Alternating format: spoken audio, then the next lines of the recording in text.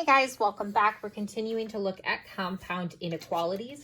In the next couple of videos, we're going to actually be looking at absolute values, which are a special kind of compound inequality.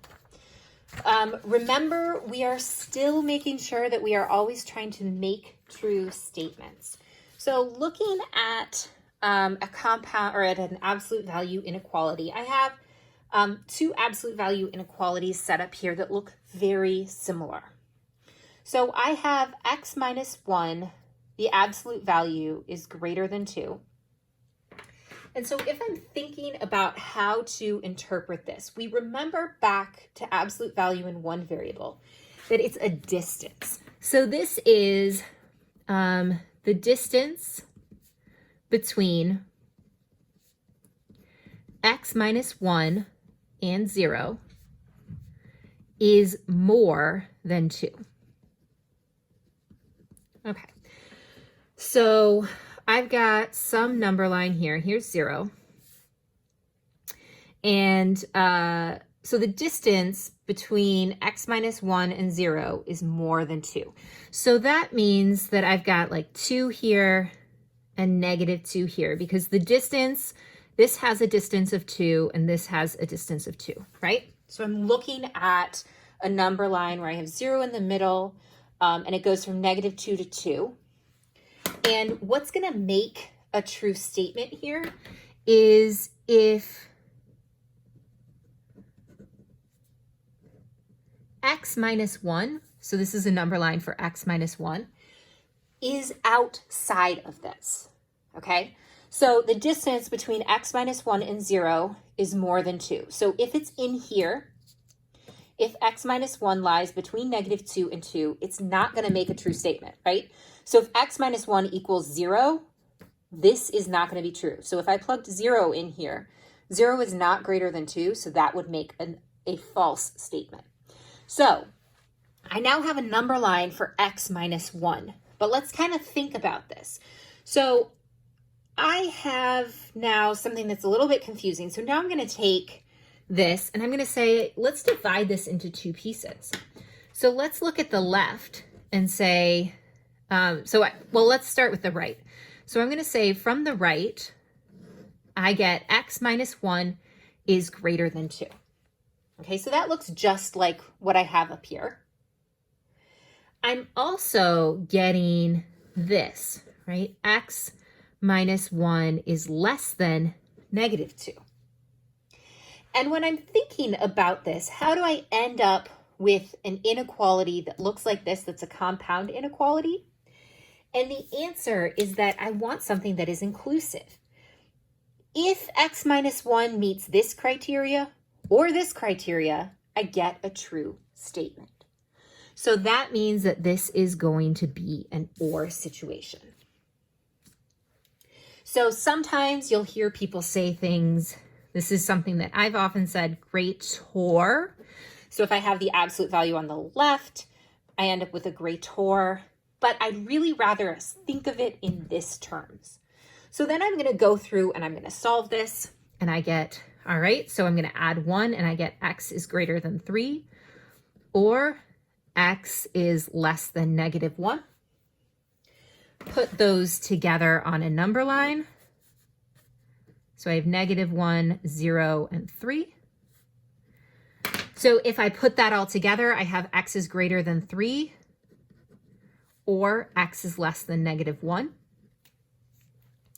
So in terms of interval notation, I have negative infinity to negative 1, not inclusive, union 3 to positive infinity, not inclusive.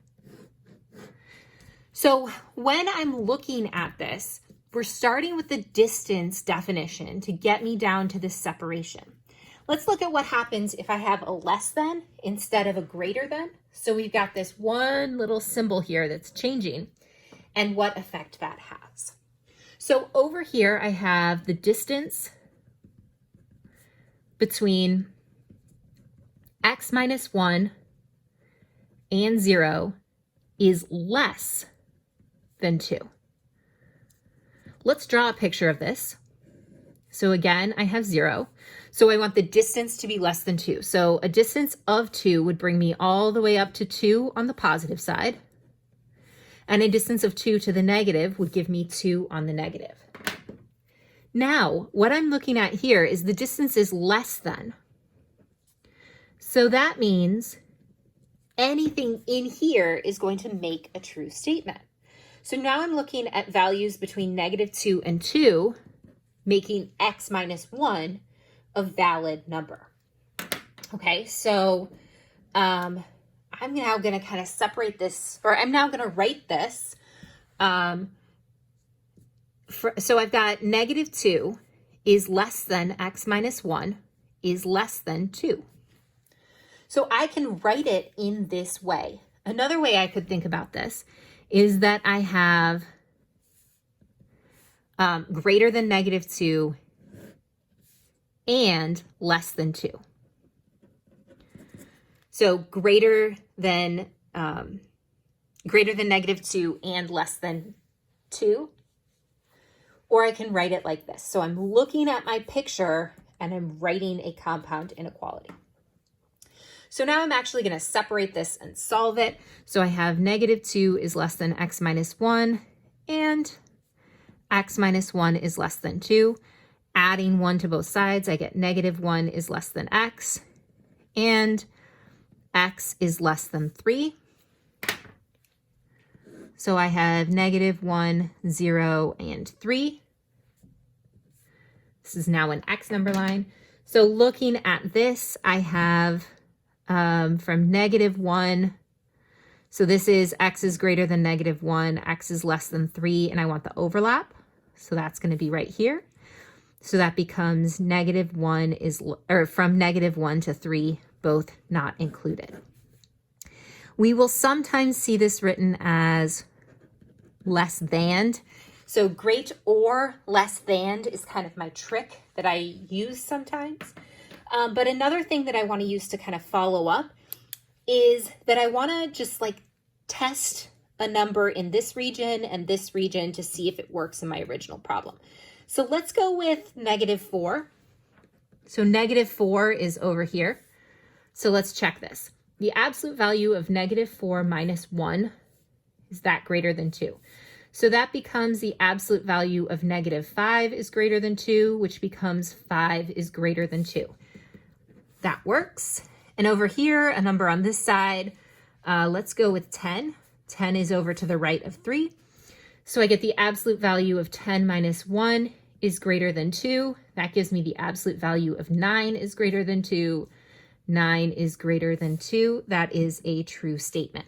So this does end up working. And I'm going to check something in the middle here. So I'm going to check 0. So the absolute value of 0 minus 1 is less than 2. That becomes the absolute value of -1 is less than 2, which becomes 1 is less than 2, which is true, which means that I have been consistent.